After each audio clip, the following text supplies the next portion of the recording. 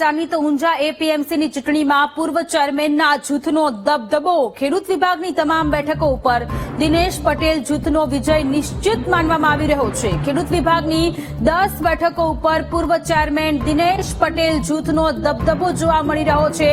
દિનેશ પટેલ જૂથ પૂર્વ ચેરમેન છે કે જેઓ જીતની તરફ આગળ વધી રહ્યા છે અને તેથી તેમના સમર્થકોમાં પણ ખુશીનો માહોલ છે। ફટાકડા ફોડી જાણે દિવાળીનો પર્વ હોય તે પ્રકારની ઉજવણી અત્યારે ઊંઝા એપીએમસીમાં થઈ રહી છે। ઊંઝા એપીએમસીનું ચૂંટણીનું પરિણામ અને પૂર્વ ચેરમેન કે જે દિનેશ પટેલ કે તેમના જૂથની જે જીત છે તે નિશ્ચિત માનવામાં આવી રહ્યું છે। સમર્થકોમાં ઉત્સાહનો માહોલ છે। સમર્થકો ફટાકડા ફોડી રહ્યા છે અને ડાન્સ કરતા પણ સમર્થકો નજરે પડી રહ્યા છે।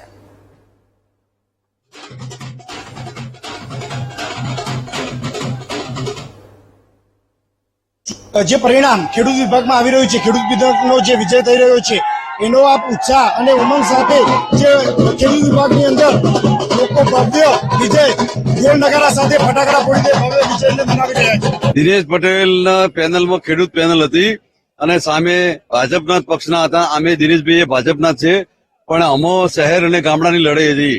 એમનો ગામડાનો વિજય થયો છે અને ખેડૂત પેનલનો વિજય થયો છે। એટલે દિવસ ભગવાનના ઘેર દેર છે પણ અંધેર નથી, એટલે સત્યમેવ જયતે ખેડૂતોનો વિજય થયો છે।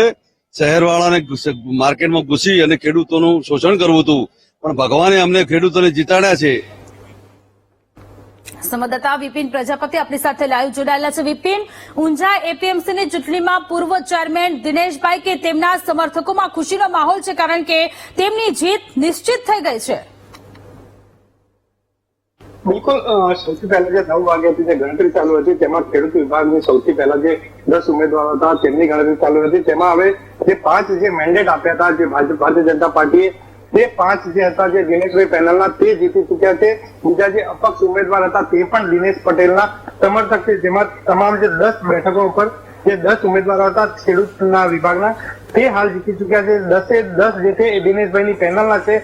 તમને નામ જણાવે કે જે ભારતીય જનતા પાર્ટીને જે મેન્ડેટ મળ્યા હતા તેમાં પટેલ અંબાલાલ છે, પટેલ કનુભાઈ છે, પટેલ ધીરેન કુમાર છે, પટેલ પ્રહલાદભાઈ, પટેલ ભગવાનભાઈ, એ જે 5 છે એ ભારતીય જનતા પાર્ટી જેને મેન્ડેટ આપ્યા હતા તે જીતી ચુક્યા છે। હવે જે અપક્ષમાં હતા જે પટેલ મલદેભાઈ, રાજેન્દ્ર કુમાર, લીલાભાઈ, શૈલેષભાઈ અને જયંતિભાઈ જે અપક્ષ તરીકે જે ઉમેદવારી કરી હતી, પરંતુ તમામ જે સમર્થક છે તે દિનેશ પટેલના છે। તો હાલ તો જે લાગી રહ્યું છે કે ભારતીય જનતા પાર્ટી જે 5 લોકોની મેન્ડેટ આપે જે 5 નતા આપ્યા તે સંતુલિત કરવાનો જે પ્રયત્ન કર્યો હતો ભારતીય જનતા પાર્ટી કે કોઈ પણ જે નેતા હોય તે નારાજ ના થાય, તો અમુક જે વેચા હતા મેન્ડેટો તે પ્રમાણે હવે જે દિનેશ પટેલની જે લોબી હતી તે ક્યાંક ને ક્યાંક જીતી રહી છે। હવે આગળ જે 4 ઉમેદવારો જે હતા જે બચેલા જે ઉમેદવાર છે વેપારી વર્ગના તેમની હવે ગણતરી શરૂ થશે। હાલ તો જે દિનેશ પટેલ છે 10 સીટ ઉપર દબદબો કરી ચુક્યા છે અને દિનેશ પટેલ પોતે પણ ખરીદ વેચાણ સંઘના અંદર બિનહરીફ થયા હતા। તો લાગી રહ્યું છે કે હવે દિનેશ પટેલના માથે હવે એનો જે એપીએમસીનો તાજ છે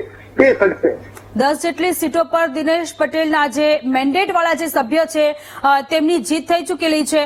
જીત બાદ અત્યારે ત્યાં સમર્થકોમાં ખુશીનો માહોલ છે, પરંતુ એ સાથે પૂર્વ ચેરમેન દિનેશભાઈ પટેલે કોઈ નિવેદન આપ્યું છે ખેડૂતો માટે કેવા પ્રકારના કામો કરવામાં આવશે તેને લઈને કંઈ?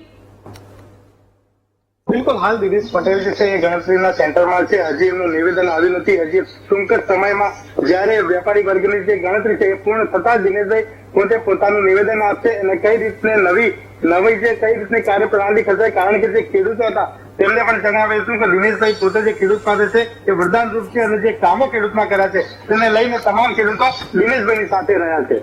ખેડૂતોમાં ખુશીનો માહોલ છે। ખેડૂતોનું કહેવું છે કે જે વેપારી મંડળ છે તેમનામાં પણ ખુશીનો માહોલ છે।